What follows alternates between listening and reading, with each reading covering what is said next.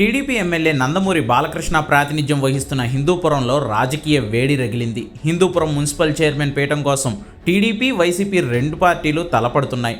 ప్రభుత్వం మారడంతో వైసీపీ పేరిట గెలిచిన 13 మంది కౌన్సిలర్లు ఎమ్మెల్యే బాలకృష్ణ సమక్షంలో టీడీపీలో చేరిపోయారు. వైసీపీ తరపున గెలిచి చైర్పర్సన్గా ఉన్న ఇంద్రజ కూడా టీడీపీలో చేరిపోవడంతో హిందూపురం మున్సిపల్ చైర్మన్ కుర్చీ ఖాళీ అయ్యింది. ఈ స్థానానికి రేపు ఎన్నిక జరగనుండడంతో బాలకృష్ణ స్వయంగా రంగంలోకి దిగారు.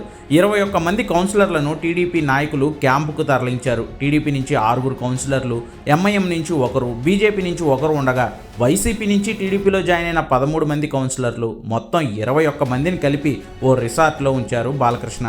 రేపు జరగబోయే మున్సిపల్ సమావేశానికి ఎమ్మెల్యే బాలకృష్ణ, ఎంపీ పార్థసారథి, 21 మంది కౌన్సిలర్లు హాజరు కానున్నారు. హిందూపురం మున్సిపాలిటీలో మొత్తం 38 మంది కౌన్సిలర్లు ఉన్నారు. అందులో 30 మంది కౌన్సిలర్లు వైసీపీ తరపున గెలిచారు.